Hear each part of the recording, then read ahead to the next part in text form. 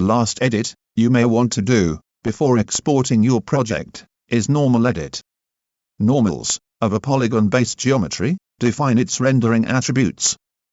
It is used to calculate surface properties such as visibility, shadows, reflection, ambient occlusion, and other processes related to computer graphics as well. Hello and welcome to this tutorial. In this introduction, we are going to answer the following question. What are normals in 3D computer graphics? In the geometry of computer graphics, a vertex normal at a vertex of a polyhedron is a directional vector associated with a vertex, intended as a replacement to the true geometric normal of the surface. Commonly, it is computed as the normalized average of the surface normals of the faces which contain the vertex. The average can be weighted, for example, by the area of the face, or it can be unweighted. Vertex normal can also be computed for polygonal approximations to surfaces, such as NURBS, or specified explicitly for artistic purposes. Vertex normal is used in Gouraud shading, Phong shading, and other lighting models. Using vertex normal, much smoother shading than flat shading can be achieved. However, without some modifications to topology, such as support loops, it cannot produce a sharper edge. With this out of the way, let's demonstrate some practical usage of edit normals.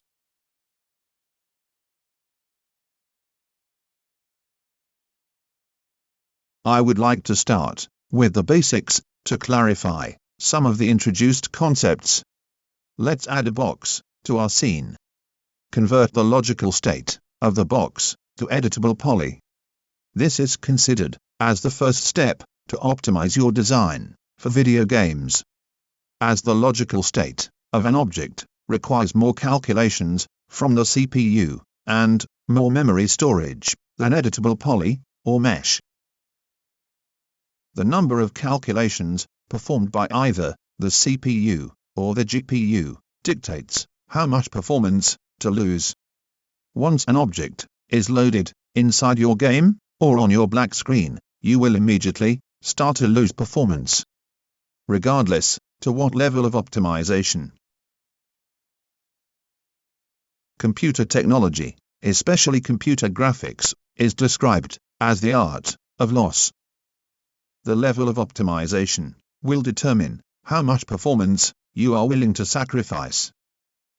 There are two ways to shade or render the geometry of an object inside 3ds Max: hard, which is the default status for this box, or smooth. Depending on which one you would like to export your object, you need to bear in mind the following. Smoothing blends the shading at the edges between faces to produce the appearance of a smooth and curved surface. You can control how smoothing is applied to a surface, so your objects can have both smooth surfaces and sharp. Smoothing does not affect geometry, it affects only the way geometry is rendered. Currently, the whole surface of the box has only one smoothing group. Apply different smoothing groups to each side individually to create sharp edges or corners. In the other hand, the hard shade will remove all the smoothing groups, and by doing so, the whole box will have faceted surfaces or sharp edges and corners. This kind of topology is often used in collisions where overlapping vertices are prohibited, and smoothing groups are not required, since collisions are invisible objects inside the game engine. We can add smoothing groups automatically according to a specific angle in the Auto Smooth input. For instance, when using 90-degree 3ds Max will smooth any faces that have 90-degree angle and above. Thus, when smoothing the whole box, the result will be similar to the smooth shade. Smoothing is controlled by smoothing groups, which are the numbered groups, ranging from 1 to 32. You can assign each face to one or more smoothing groups. When a scene is rendered, the renderer checks each adjacent pair of faces to see if they share a smoothing group, and renders the object as follows. If faces have no smoothing groups in common, the faces are rendered with a sharp edge between them. If faces have at least one smoothing group in common, the edge between the faces is smoothed, meaning it is shaded in such a way that the area where the faces meet appears smooth. Because each face has 3 edges, only 3 smoothing groups can be in effect for any face. Extra smoothing groups assigned to a face are ignored. If we clear the assigned smoothing groups, the object will have hard shade. In order to interpolate vertex normals, add Edit Normal modifier to the selected object. Vertex normals are illustrated by the emerged blue lines. Each vertex has 3 normals, representing XYZ axis. Depending on the smoothing group's presence or absence, and numbers, vertex normals' appearance may vary in the viewport. The angle in between the 3 axis normals is 90 degrees. Thus, all corners appear sharp to the viewer. The Edit Normals modifier parameters are self-explanatory. We are not going to spend too much time talking about them.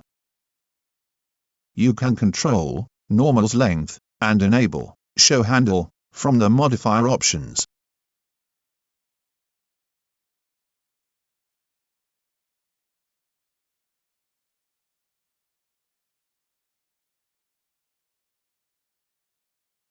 When using the smoothed shade, they are not perpendicular to each other, and they appear as one. Thus, all corners appear smoothed to the viewer. However, this facade is not right, because this is a box, not a sphere. Adding one smoothing group to the whole box will create tension on each corner due to the high value of the smoothing angle. And you should not export something like this to your game engine. You can either remove the smoothing group or detach the box sides into elements.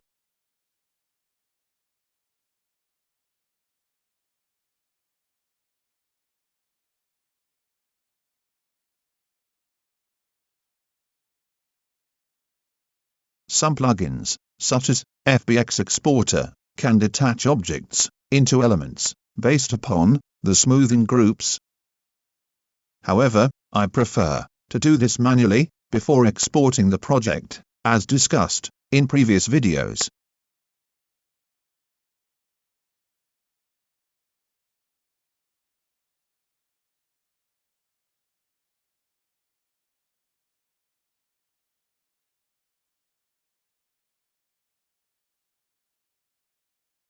Although detaching an object into elements will increase the vertices count, it's a necessary sacrifice for better performance.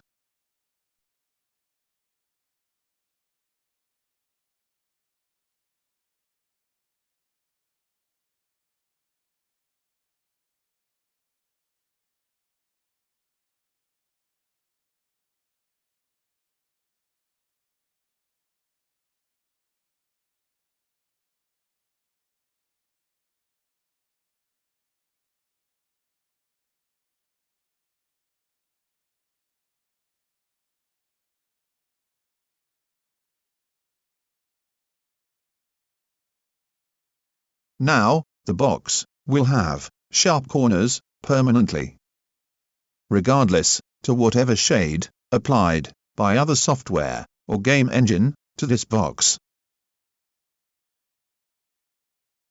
The following are two instances in which a 3D designer or artist creating content for output to a game engine might find practical use for the edit normals modifier. A game designer is working on a vehicle that will have multiple versions. The vehicle body is detached into elements, which create seams and different gradient shadows on the vehicle sides. If we want to remove the seams in between the detached elements, we need to either weld these elements or unify the vertex normals over the separation line.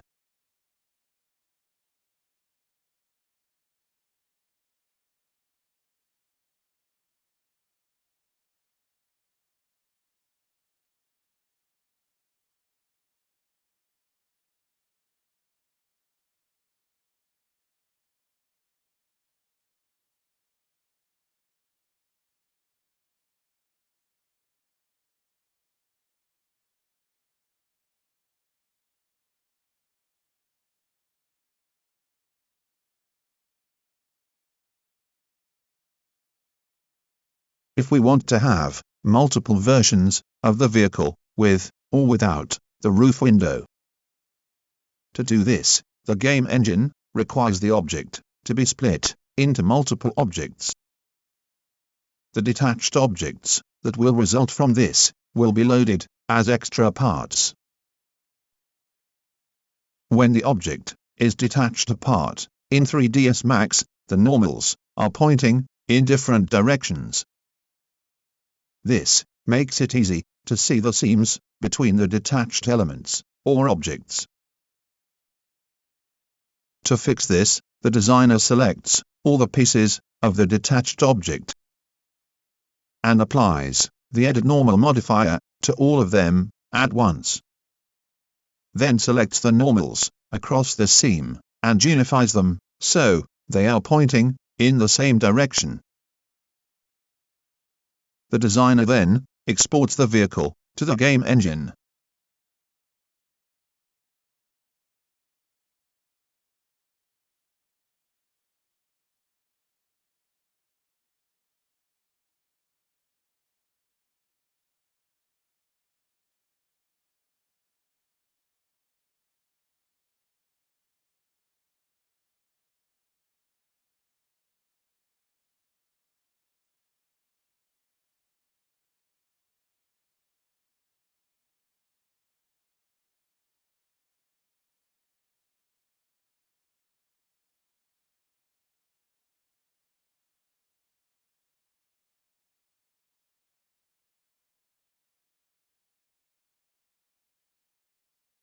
After unifying the normals across the seam between elements, the designer may choose to detach the roof window as new object.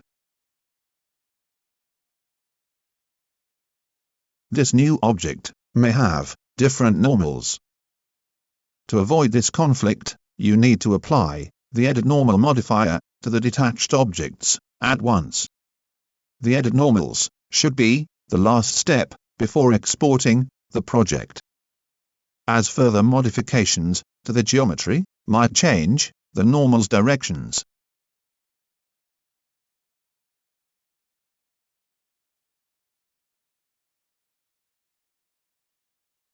This is the same instance with a different scenario for an artist who has rigged a character for a game engine. The game engine requires the character's hands to be split from the body. However, the artist did not unify the normals between the hands and the character's body before rigging the character, which create a seam between the hands and the character's body. To fix this, apply the edit normals modifier to both objects. Then unify normals across the seam.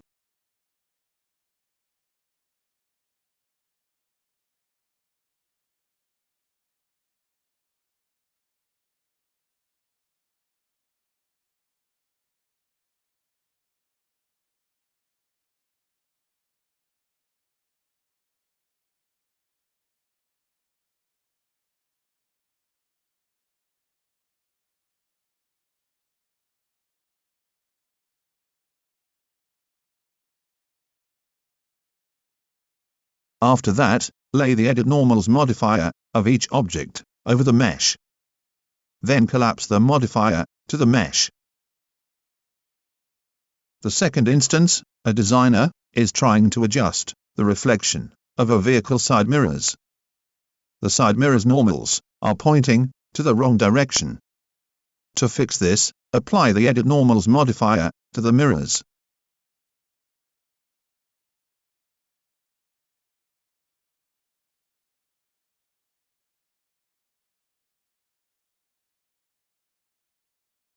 You can use the Move and the Rotate tools to adjust the normals.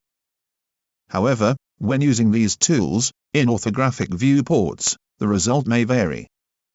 For instance, when using the Move tool in the left viewport, the normal's direction can be scaled up or down if the movement is on the Z-axis, depending on what reflection effect you want to achieve. You can control the normal's direction to have flat or sphere reflection on the mirror surface.